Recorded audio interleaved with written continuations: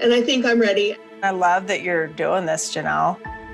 I got another one of those emails from some woman asking sort of like to get to know us for the purpose of joining the family.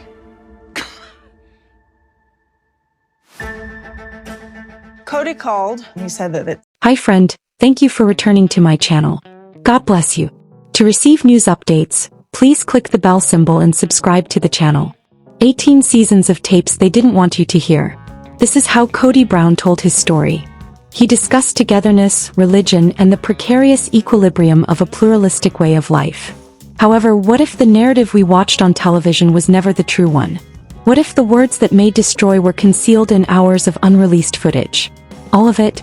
We explore a notion tonight that is so explosive and meticulously crafted from rumors, insider information, and behavioral patterns that it has the potential to permanently alter the Brown family's history.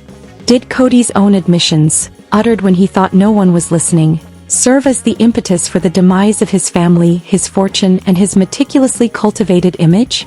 If you think the truth should be revealed, hit like right now. Because what follows is a thorough examination of the evidence the world has to provide. Please subscribe and ring that bell. Was not intended to be seen. The Browns, who faced discrimination, financial hardship, and personal sacrifice, were portrayed on Sister Wives as pioneers of plural marriage and unconventional families for almost 20 years. All for the sake of faith and love. However, the cracks were always present behind the scenes. First fainted, then became wider with each season. Meri's persistent loneliness, Janelle's subdued dissatisfaction, and Christine's increasing independence, all indications that the family's cohesion was based on the brittle framework for reality television narratives. This illusion was told by the patriarch, Kody. There was an opportunity to reinforce the stereotype of a man bearing the weight of 4 marriages and 18 children with every confessional, solo, and dramatic confrontation. But was there something more sinister? Something unsaid beneath his cool-headed statements that hinted to a confrontation no one had expected? The property, the infamous Coyote Pass, came next. It was envisioned as the family's Garden of Eden and evolved to represent their common dream. However, could it also be the site of their final betrayal? The evidence suggests that the collapse did not start with broken hearts. Paperwork was the first step. The illusion of unity started to fall apart long before the cameras stopped recording. Viewers may not have realized that the small disagreements, sarcastic remarks, tense family arguments, and emotional farewells they witnessed were signs of far bigger, darker, and more insurmountable things. Behind closed doors, the dynamics of the family shifted. The family's brightest member, Christine, began to doubt not only her role in Kody's upbringing but also the foundation of their religious beliefs. Practical, grounded, and fiercely independent, Janelle started to see the flaws in Coyote Pass's dream and wondered if shared ownership was a myth or a reality. Meri stayed in emotional suspended animation, always caught between hope and sorrow. According to sources, her attempts at reconciliation were thwarted by. There have been reports of covert financial deals being made abroad, deals that could have left her with far less than she had expected. Then there was Robyn. Rumor had it that Robyn had secretly gained control of legal property deeds, family finances, and even Kody's allegiance. Whether accurate or not, the perception alone caused the other women to become suspicious. Was this the reason why union-related conversations had devolved into contentious arguments about inheritance, property rights, and planning for evacuation?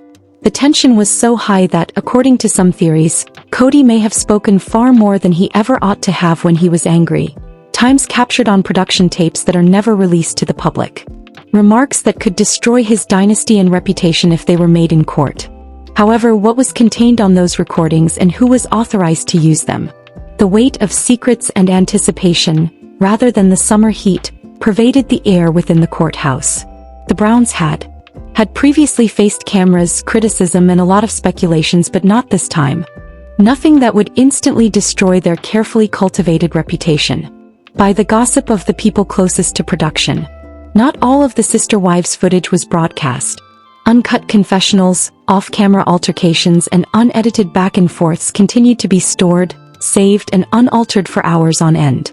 Imagine, however, that there was a cassette in that vault that nobody was ever supposed to hear.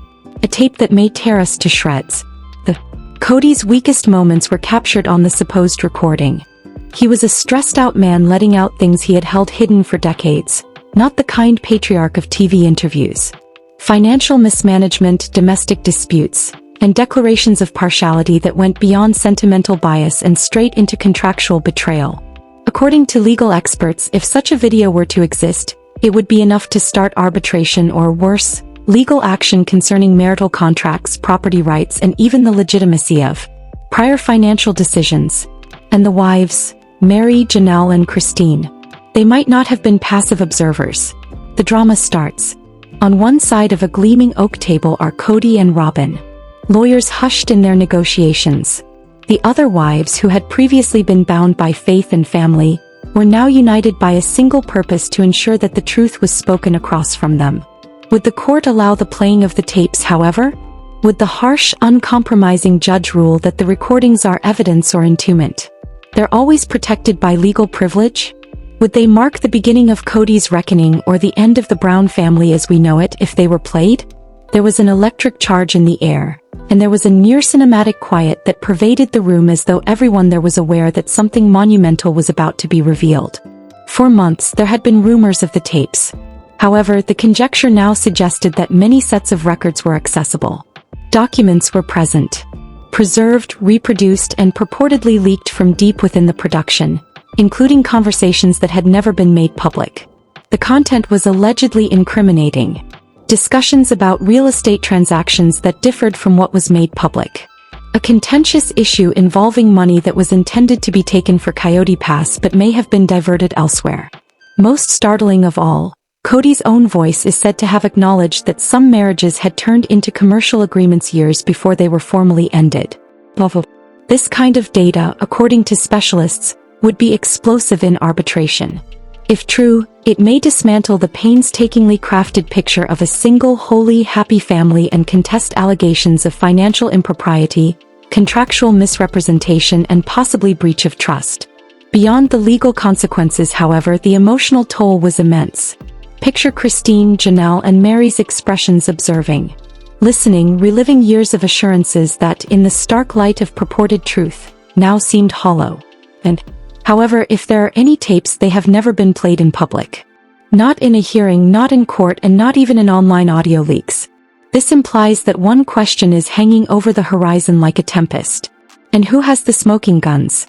Furthermore, what is preventing them from firing? The storm was over. The shadow of the alleged tapes loomed big, altering the relationships of the family in ways no one could have predicted, regardless of whether they were ever heard in court. Christine, who had previously charted her own path, appeared to walk with more assurance, as though what she knew had been hidden all along had, at least in part, validated her. Being the practical one, Janelle began to view Kody Pass less as a fantasy and more as collateral that could be divided, sold, or abandoned based on the outcome. Meri had come to a dead end. Rumor had it that, despite her loneliness and sadness, she now possessed a subtle strength, knowledge, records, and leverage, and perhaps even a readiness to use it if pushed too far. Uncertainty about what might happen next was believed to have upset Kody and Robyn, those powerhouses, more than the spouse's growing independence. Were any additional recordings available? Could past agreements be cancelled? Could they survive a full public accounting of their financial empire? The once tawny image of the Brown clan had become something far more intriguing to Brown admirers. An unscripted television drama about survival, betrayal, and commitment. Show, but in gossip, conjecture, and court records, fuels every word that is read. However, it was evident that the tale was far from over as the dust eventually settled. The place that had once stood for optimism, Kody Pass, was now a silent witness to the family's breakdown. People would wait to see who would control this barren stretch of land, or if they would just turn away forever. Loyalty and treachery were on the verge of collapsing, and the air grew heavier. Each wife stood up on the brink of a personal reckoning to decide not only whether to speak or keep quiet, but also whether to confront the idea that all they had ever believed about their family had been predicated on faulty foundations. Kody's crisis was not merely emotional, it was existential. With every muttered string of evidence, every secret meeting, and every letter from a lawyer, the patriarchal hold he had previously had appeared to be broken. And the unending question hung over it all. What would stay? His reputation, his family, or neither? There were rumors that someone outside the Central family could know more than they should. Someone who has witnessed the pure insanity that took place behind the cameras. According to reports, a suspected insider, possibly a former teammate or friend, saw crucial moments of anger, confession, and conflict. He would be the most combustible witness of all if he came forward, bound not by loyalty but by what he had heard, seen, and what he'd be prepared to say. However, who is he? And what did he hope to gain by keeping quiet? Beneath the emotional fissures, another story, one centered on money rather than love, was quietly developing. There were rumors that the Brown family had divided their profits. It was speculated that money meant for shared investments, especially Coyote Pass, may or may not have been accidentally misdirected. Furthermore, if financial records emerged that showed discrepancies between performance and promise, it might trigger not only lawsuits as well as public indignation. Was there an unfulfilled contract in a safe, a bank record, a ledger, or worse, an eager claimant already in place? As emotions eventually became unmanageable, the family's divisions widened. The sound of loud voices, accusations, and years of hatred leaking out of legal strategy meetings replaced the hushed arguments that had previously taken place behind closed doors. Once the self-assured head of the household, Kody was said to struggle to maintain his composure. He was on the verge of collapse due to the stress of potential legal danger, unstable finances, and strained relationships. Another version was that Christine, Janelle, and Meri had secretly made a bargain based on survival rather than friendship. Even if the spouses, no longer under his authority, were beginning to act more like enemies with a purpose than co-stars. They each brought their own complaints, supporting documentation and negotiating chips. However, when combined, they were something far greater. Hazardous. A partnership capable of defeating Kody and Robyn in a manner never seen by the viewers before. However, such partnerships are not inexpensive.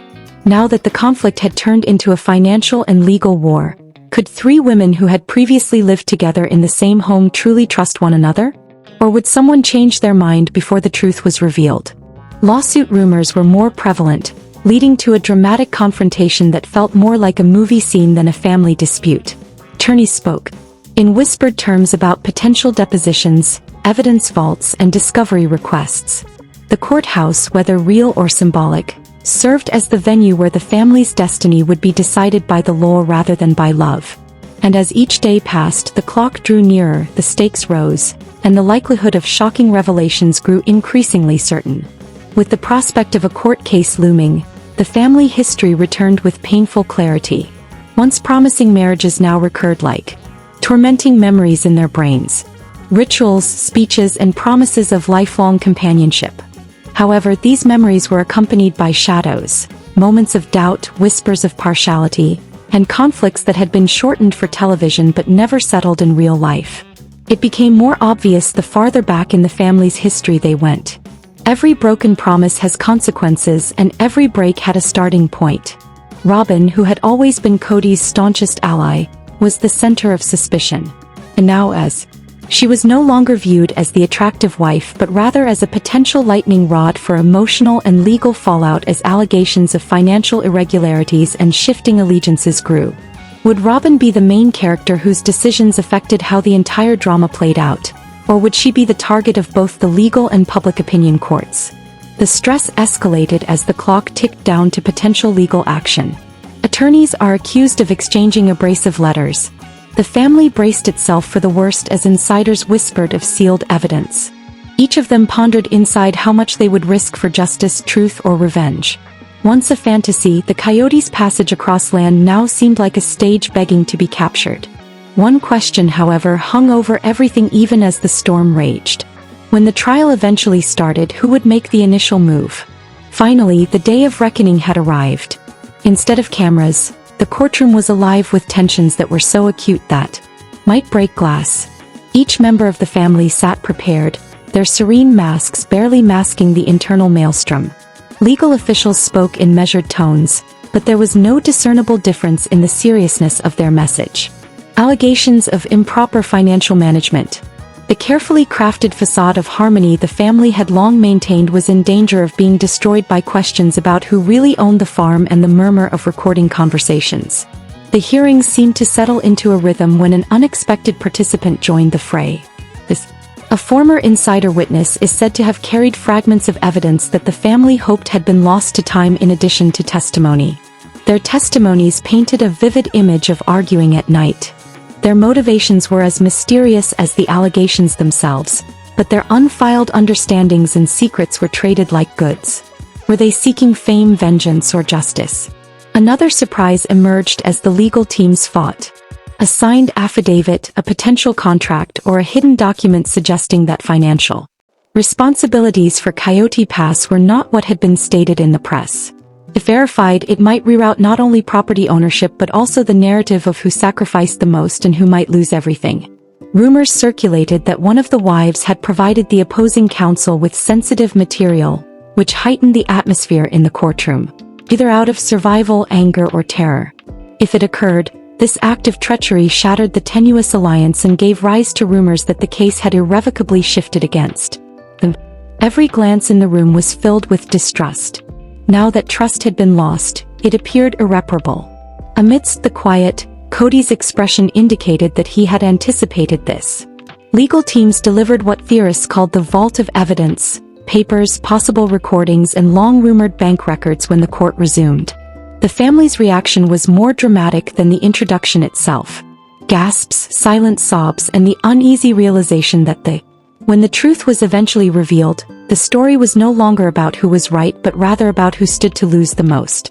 Tension hovered in the air as the proceedings came to a close. A settlement is predicted by some. Others believed that the case would end with a startling decision that would redefine reputations as well as property rights. However, the verdict was halted by an unexpected statement just as the gavel was ready to descend. One final, highly personal, contested, and charged piece of evidence remained to be examined. Along with that, the case descended into chaos once more. A shocking revelation that called into doubt the foundation of the family's pact surfaced just as the legal battle was about to come to a close. Contrary to earlier claims about ownership and accountability, a purported second document surfaced, possibly suggesting that multiple parties had been duped from the start. There was silence in the courtroom. Attorneys rushed, and the family, clearly upset, began to wonder if the conflict now revolved around the extent of the deception rather than who owned what. Robyn was caught in the midst of a tumultuous public opinion and huge legal risks. She maintained her position in a dramatic presentation, her voice measured but forceful, making what seemed to be a last-ditch plea to preserve the family's remaining unity rather than for property. There were more questions than answers in her testimony. Was she defending herself, keeping secrets that would add everything in if they were found? The hallways of the legal system and beyond? There was a lot of speculation. Headlines hinted at sealed depositions, blazing proof, and even the possibility of a scandal bigger than anyone had anticipated. The family realized that the outcome would not just decide who went home with money, land, or pride. Their heritage would be defined by it. And there was no turning back now that public interest was at an all-time high. As the judge read the verdict, the courtroom fell silent. Everyone's eyes were on the horizon. Every breath was suspended. What had begun as a domestic dispute had escalated into a high-profile incident. The result was now only a matter of seconds away. Despite its dramatic theme, the verdict was not presented as a simple victory or failure.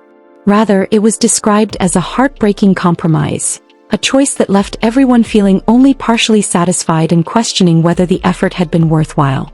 The emotional devastation persisted even after the dust settled. Bonds were irreparably damaged. The public's perception varied greatly, painting villains and heroes in equal measure. And at stake were the family's legacy and the future of Coyote Pass. Amidst the chaos, one thing stood out more than any ruling from the court. Nothing would ever be the same in the household. Rumor had it that new agreements, new alliances, and new secrets were already being formed behind closed doors. Because there's always another chapter to be written in the world of high-stakes reality soap drama. The drama in this household is far from finished. So smash. Similar to #TeamWives. Please leave a remark below and subscribe for the next exciting update. Who do you predict to prevail? I'll see you in the next scandal, so be suspicious and inquisitive. Behind TLC, kiss Mark. Sister, you're smart.